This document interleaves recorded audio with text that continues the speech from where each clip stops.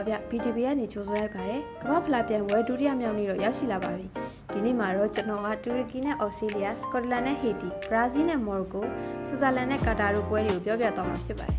တူရကီနိုင်ငံက2002ကမ္ဘာဖလားမှာတတိယထိရခဲ့ပြီးနောက်ပိုင်းဒီနေ့ကမ္ဘာဖလားပြိုင်ပွဲမှာပထမဆုံးပြန်လည်ရှင်ပြိုင်ခွင့်ရတာပါအော်စတြေးလျကလည်းထင်သေးလို့မရတဲ့အသင်းမှာခန်းစစ်ကစားပုံအရင်ချစ်လိပြီးကိုဗစ်အတော်နေတဲ့အသင်းမှာပြီးခဲ့တဲ့ကမ္ဘာဖလားမှာလည်း16သင်းအဆင့်ထိတက်နိုင်ခဲ့တဲ့နိုင်ငံပါသို့ပေမဲ့ဒီနေ့ပွဲမှာတော့တူရကီတိုက်စစ်က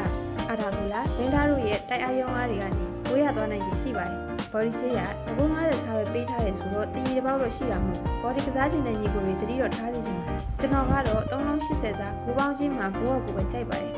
9ရောက်ကိုပဲရွေးချယ်ထားပါတယ်ဗျ။စကော့တလန်နိုင်ငံက28နှစ်အကြာမှာရောဘတ်ဆန်တိုမီနီတို့ရဲ့ဦးဆောင်မှုနဲ့အတူတူကကမ္ဘာဖလားရှင်ပြိုင်ကစားခွင့်ရလာတဲ့နိုင်ငံပါ။တစ်ဖက်ကဟေတီနိုင်ငံကလည်း56နှစ်ကြာမှာပထမဆုံးကမ္ဘာဖလားပြန်ကစားရတဲ့နိုင်ငံပါဒီနှစ်သင်းကြားကစားအင်အားစုဖွဲ့စည်းမှုကအတော်ကွာခြားလွန်းတာမို့ဒီပွဲမှာတော့စကော့တလန်တို့ကပဲပို့ထွေးချုပ်သွားမယ့်ကစားပွဲမျိုးပါစကော့တလန်တစ်ဖက်တည်းကပဲသွင်းဂိုးတွေမရနိုင်တဲ့ပွဲမျိုးပါဒီပွဲတော့ကတော့ကျွန်တော်စကော့တလန်ဘော်ဒီနဲ့ပဲဆွန်သားချင်ပါတယ်စကော့တလန်ဘော်ဒီပဲရွေးချယ်ထားပါတယ်ဗျကမ္ဘာဖလားသမိုင်းတစ်ခြားအောင်မြင်ဆုံးဖြစ်တဲ့ဘရာဇီးနိုင်ငံကတော့နီးပြကြီးအဆက်လော်တီနဲ့အတူနေမှာဖီနီစီရဲ့ရာဖီညာတို့ဦးဆောင်လာပြီးလက်ရှိဘရာဇီးကကိုသွင်းရအတော်ကောင်းပြီးခန်းစစ်ကတော့ဂိုးတွေပြန်ပေးနေရပါတယ်မော်ရိုကိုကတော့ပြီးခဲ့တဲ့ကမ္ဘာဖလားမှာဆီမီဖိုင်နယ်ပေးခဲ့တဲ့နီးပြဝါလစ်ထွက်ခွာသွားခြင်းနဲ့အတူအထိုင်ကျဖို့ပြန်ညှိနေရတဲ့အသင်းမှာဒီပွဲကတော့အားလုံးထင်ထားတဲ့အတိုင်းပြန်ပြန်ဆိုင်ဆိုင်နဲ့ဂိုးတွေမျိုးပြီးကြီးကောင်းမဲ့ပွဲပါနှစ်ဖက်သွင်းဂိုးနှစ်ဂိုးနဲ့အထက်မြင်ရမယ့်ပွဲမှု၃လုံးဆိုရင်ရာနှုန်းပြပြောရမယ့်ဂိုးပေါ်ပဲရွေးချယ်ထားပါတယ်ရှာကာ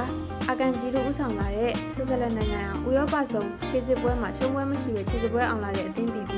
ကစားပုံအရင်တည်နေလို့ပါတယ်ကာတာကတော့ခြေစစ်ပွဲအောင်မှုအတော်ရုန်းကန်တင်လိုက်ပြီးနောက်ဆုံး၅ပွဲမှာလည်းတကူသာသွင်းယူထားနိုင်ပြီးကိုတင်အတော်ကျနေတဲ့အသင်းမှာဒီနေ့ပွဲကတော့ရိုးရှင်းပါတယ်ဆွစ်ဇာလန်တစ်ဖက်ကပဲသွင်းဂိုးတွေမရနိုင်ပြီးကာတာဘက်က9ရဖို့ခက်ခဲဆုံးဖြစ်မဲ့ပွဲပါဒီပွဲကတော့9အောင်နဲ့ဆွစ်ဇာလန်ဘော်ရီနှမျိုးရွေးချယ်ထားပါတယ်ဒီကိုတို့အစီအစဉ်မဲ့ဟာရွေးပြီးလိုက်ကစားကြည့်ပါဒီနေ့အတွက်ကျွန်တော်ရွေးချယ်မှုတွေပြန်ပြောရရင်တော့တူရကီနဲ့အော်စတြေးလျ go out စကော့တလန်နဲ့ဟေတီစကော့တလန်ဘော်ဒီ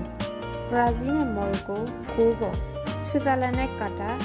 ဆွစ်ဇာလန်ဘော်ဒီနဲ့ go out အဆုံးထိကြည့်ပြီးတဲ့ညီကိုများအားလုံးကျေးဇူးတင်ပါတယ်နောက်ဗီဒီယိုတွေမှာပြန်တွေ့ကြမယ်နော်